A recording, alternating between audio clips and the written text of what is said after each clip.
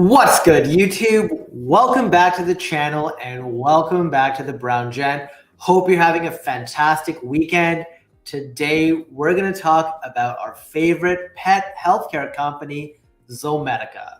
As a reminder, this is a stock that fits into the speculative part of my portfolio. And today, we're going to talk about what we have to look forward. But before we get into any of that, if you haven't already, make sure you hit the thumbs up button to show YouTube that you like the video and you like the content and you want to get more. Also, on the same vein, make sure you subscribe to the channel, follow me on Instagram, and follow me on Twitter. You can see the links to all of that in the description below, but the handles are above me on the screen. So, as we kick it off, when you take a look at Zomedica's news, there is nothing that is new. This is a website that you should sort of be bookmarking, investors.zomedica.com. But as you can see here, the last news article was on June 9th. Now, does that mean that there's nothing new for Zomedica? Of course not. But you have to dig a little deeper. Now, if you think about the biggest catalyst that is coming up for Zomedica, it's our earnings. So every quarter, Zomedica reports its earnings. The next one will be for the quarter ending June 31st. It'll be reported on August 21st, 2023. That's the tentative date. Typically what Zomedica does is they post the earnings in the after hours. And obviously all of us are hoping for good news.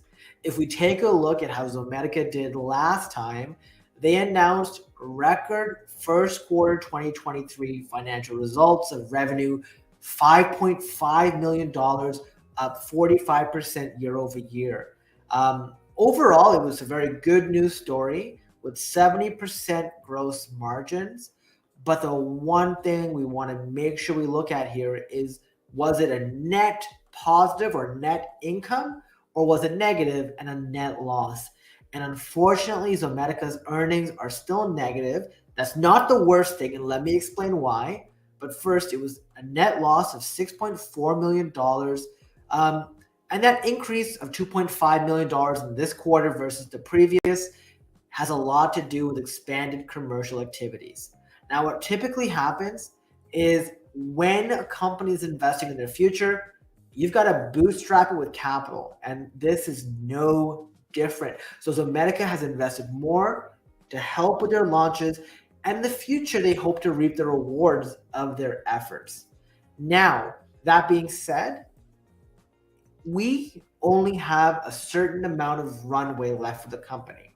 So we have $147.5 million worth of cash that's sitting on the balance sheet. And if you compare that to the year previous, they had lost about, or used, I don't want to say lost because lost is negative. They had used, which is also positive, right? They've used $50 million worth of cash. They've got to pay salaries. They've got to sort of move their business forward. And this is typical for a startup. And this is why Zomedica is in my speculative portfolio. I only hold 13,000 shares at this point, 10,000 long-term, 3,000 swing. We've talked about this before, and I've sort of explained on a previous video what my strategy is there. I'll link that in the cards above when I go back and edit the video, but something to look forward to. Now, let's see who's in the comments here. We got DJ DNA, the first and ready. Let's bring in the info. How are you? I hope your Sunday is well and going good for you. Let's go Zomedica. Yay, how's it going? Yeah, it's fantastic. We're going to talk about sort of what else has been going and some of the things that I think are very positive about Zomedica and stock that are coming up.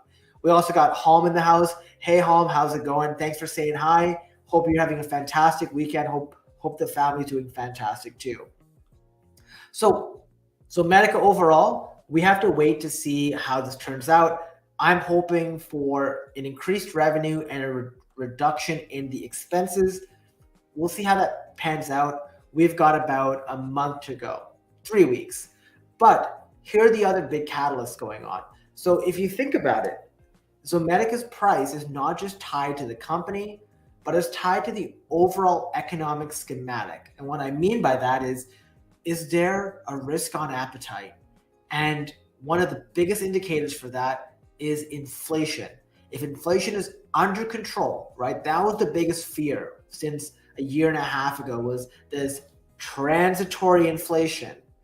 And the Fed has done some great wonders. In fact, last week, they raised their key interest rate to the highest level in more than 20 years.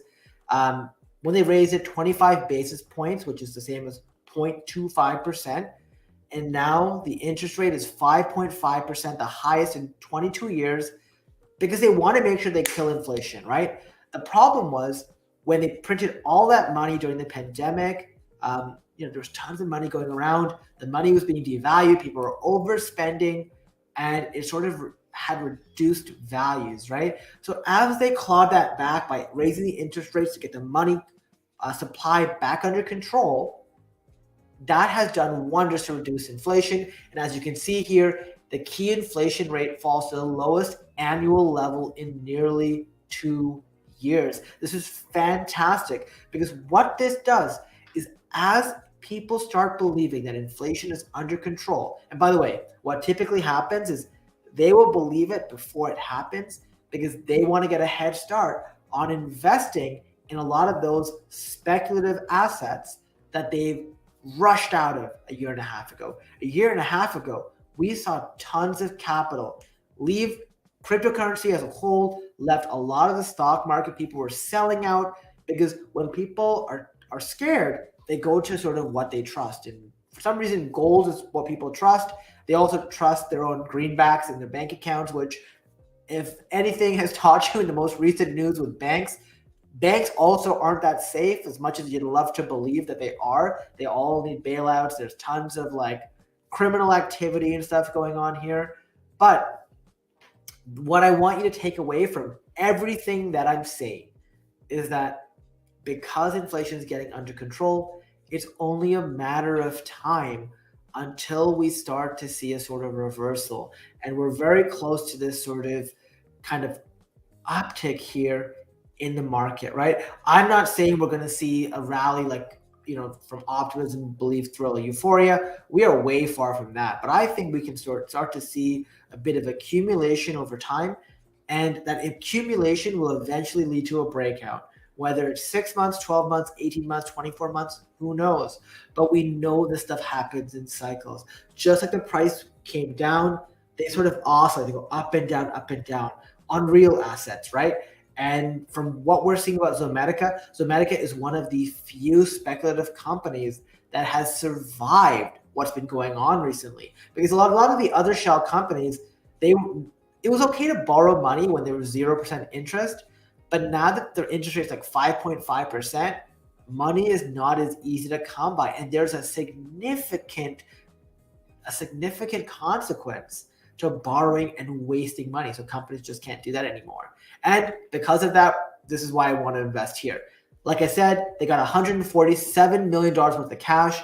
What we're going to start seeing is, well, how much cash are they holding on to quarter after quarter? Because if the cash reserves get too low, they may need to do a share offering or private placement equity. All of that is not good for investors. While it's good for the long term of the company, existing investors will get diluted. And that's something I always try to avoid if at all possible, right? The other thing is, as we can see from sort of Zomedica's price, this is the last day, they were up 3.58%. Over the last month, up 1%. Over the last 5 days, up 1%. Over the last month, up 4.25%. Over a 6-month period, they were down 16.6%.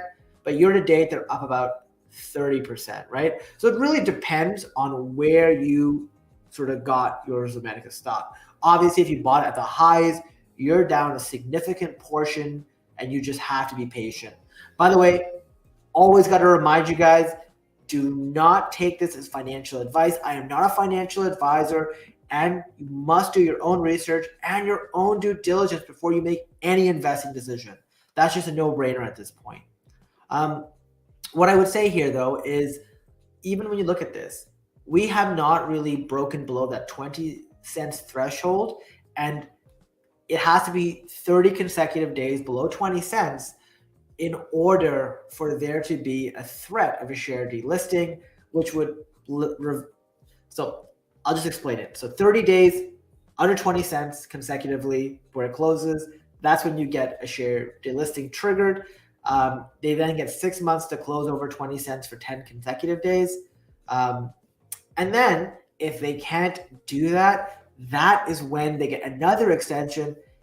And before delisting, that's when the company says, well, can we do a reverse stock split? Which is something I hate, because all companies that do these sort of reverse stock splits end up losing a ton of money. Let me show you an example of another stock called Mind Medicine. And Mind Medicine, just where is this? MMD. They went through a reverse stock split as well. I'm just going to load this up on the screen. But this is a stock that was like 20 or 30 cents. They dropped too low. And if you look back, like the numbers are skewed. It says like $71 here, but they weren't $71. They had like a massive reverse stock split. And when that reverse stock split happens, typically stocks will sell off. Now, typically was what happens, but I'm not really worried about Zomedica. So going back here, this is fantastic news. We're seeing all the right things as it comes to inflation to help us build confidence in investments, build confidence in people speculating on assets. And I believe that Zomedica is a jewel among these small cap, micro cap stocks, right? If we look at sort of Zomedica as well, they got $207 million market cap. So this is a company that could really sort of get boosted. Remember, they got $150 million worth of cash. They got a bunch of patents and everything else. I don't know the sort of share equity offhand, the equity of the company offhand, but I imagine it's fantastic. Now, if we look at sort of it from an investing standpoint, I've already mentioned to you before, I have my buy zones and my swing zones kind of mapped out. So it's typically anything over 23 cents, I start selling some stocks. Anything under 19 cents, I start buying shares. And we've been sort of rallying in between here. So like you see here, this candle, I sold some shares here back in July, like July 12th, right? And this is a daily. Now, one thing I do want you to notice, and this is going to be positive and negative, on every earnings, right? And by the way, this is TradingView. This is a website that I use to sort of map out all of my stocks. I think it's a really good tool. I'd recommend you do the same. When you look at TradingView, let's look at the earnings here, right? As of the earnings, when the earnings got announced back in May, over the next day or so, over the weekend, the stock dropped. Like, it didn't drop that much. It dropped like a cent, right? It's hard when you look at these sort of microscopic scales. Let's look at the previous earnings before that.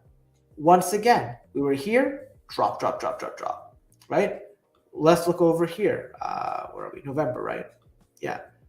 Once again, stock, drop. And over here, let's look, August 15th, right? Stock, drop. So what typically has happened, and this is something I've noticed, if we look at just Zomedica's earnings, they've never inspired confidence, right? I get it from the previous earnings pre-PulseVet era where like they were just showing, hey, we sold one truforma unit. But here's the other thing you should notice. In anticipation of their earnings, every single time the stock rallies up. So it rallied up here, and then it rallied up here. Where is it? Over here. Like sort of like it rallied from here and then sort of kind of dumped on the earnings news. But you see that rally like from here to here, right? And then if we look at the earnings down here, it sort of rallied a tiny bit. And I wouldn't say over here because this was really a market sentiment thing, but over here it rallied and dumped, right? And this one here too, it did a slight rally and then dump. So these are things that we can definitely look forward to. Like one of the things I expect to happen, and by the way, not financial advice, is I expect us to sort of trade within this zone as we approach earnings. You see, earnings is designated. So Nasdaq has it wrong. TradingView has the earnings date as August 10th.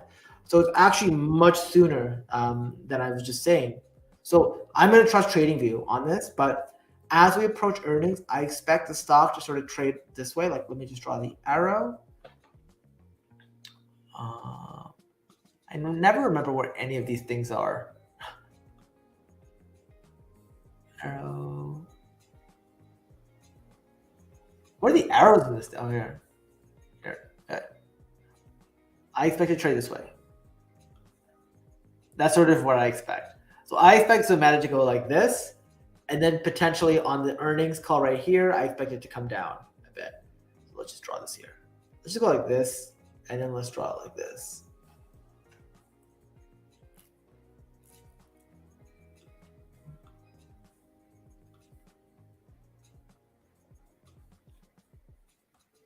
Yeah.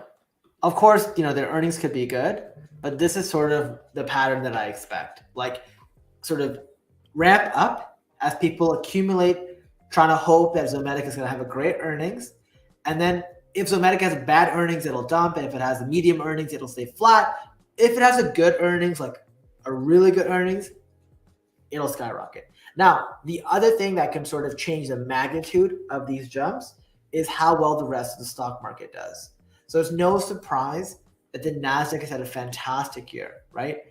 Like year to date, we're up 42% on the Nasdaq. Or that's QQQ is one of the stocks that sort of simulates the Nasdaq, right?